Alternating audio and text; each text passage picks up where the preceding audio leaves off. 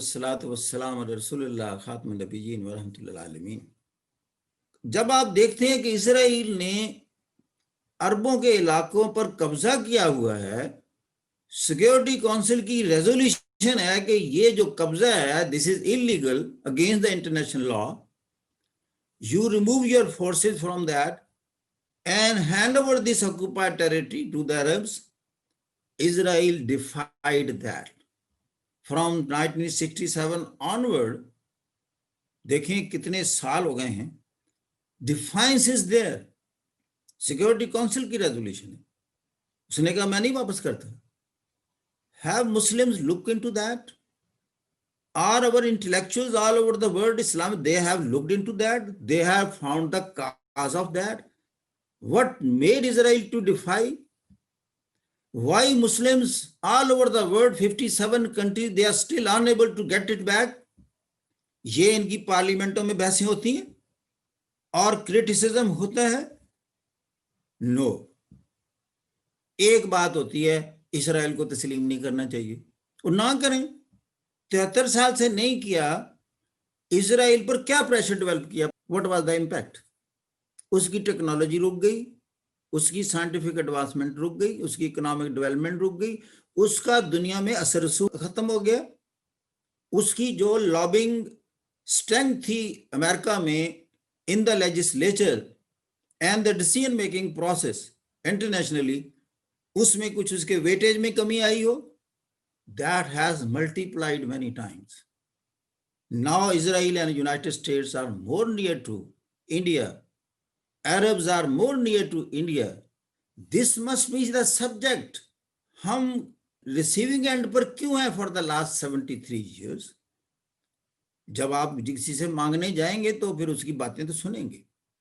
हम इतना ही कह सकते हैं कि जी तस्लीम नहीं करना चाहिए, या इसराइल मुर्दाबाद, या को और 3-4 को कह दे मुर्दाबाद. आप 10 लाख मर्तबा मुर्दाबाद मुर्दाबाद कहें, आपके मुर्दाबाद से मुर्दाबाद नहीं होना. उन्होंने मुर्दाबाद उसके कहने से होता है जो खुद जिंदा सलामत हो, जिसमें ताकत हो, बाजू में ताकत हो, उसके कहने का फर्क पड़ता है. ताकत तो बाजुओं में और लोगों के है.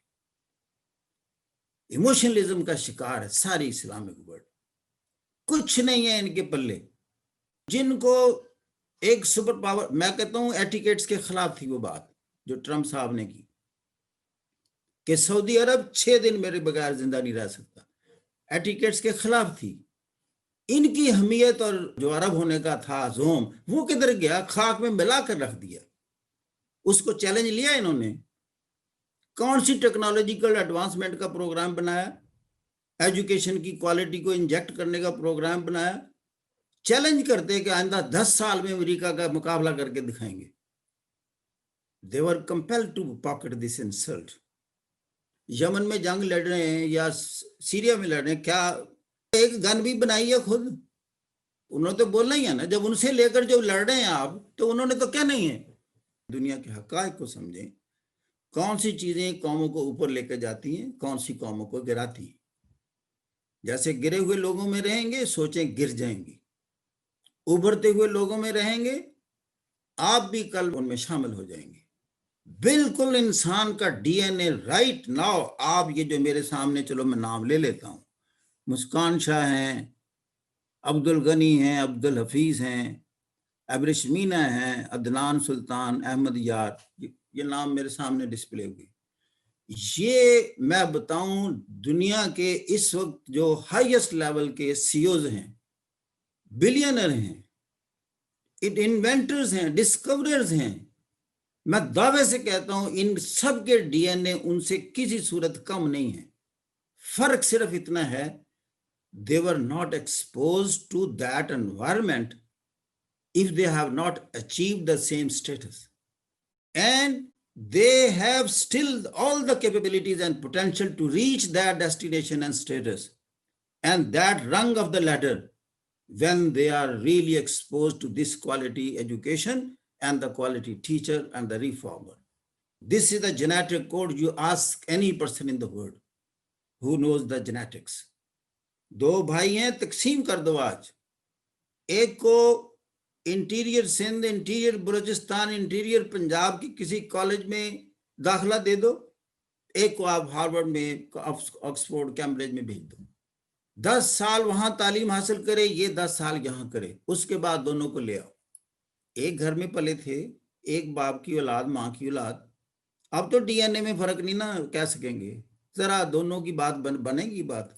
ادھر والا کہ اس کو تو سمجھ ہی نہیں آ رہی باتیں کیا کر رہا ہے، میں تو کچھ بھی نہیں ہوں نا، اور کئی پاکستانیوں کو تو میری نہیں سمجھ آتی جی کہ یہ کیا باتیں کر رہے ہیں، ہم تو کہا تھا اسرائیل کو تسلیم نہیں کرنا، یہ آگے کہہ رہا ہے میاں تم 1000 دفعہ نہ کرو تسلیم، تم اس کا کیا بگاڑ لو گے؟ میرا تو بحث کا انداز ہی اور ہوتا ہے۔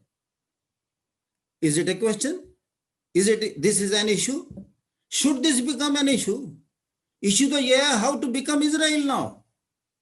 ذرا ریسرچ تو دیکھو وہاں جو ہو رہی ہے اس کے، ذرا میں نے تو دیکھے ہیں نا ریسرچ پیپر جو اسرائیل سے ڈیلی نکل رہے ہیں، اس کی ریسرچ کا جو لیول ہے، دنیا کی بڑی بڑی کمپنیاں وہاں ہیڈ کوارٹر بنا رہی ہیں، یا انڈیا میں کیوں جا رہی ہیں، یا انڈیا کے نارتھ میں کیوں نہیں جا رہی، ساؤتھ میں کیوں جا رہی ہیں؟ ہیومن ریسورس دیکھا انہوں نے، امریکہ کا ہر دوسری بڑی کمپنی کا سی او انڈین، کیا یہ جو تھے سارے یورپ سے آئے ہوئے تھے، ان کو ہوا کیا کہ یہ پرو انڈیا ہو گئے ہیں؟ کیا انڈیا کے ساتھ محبت رشتہ نکلا ہے ان کا؟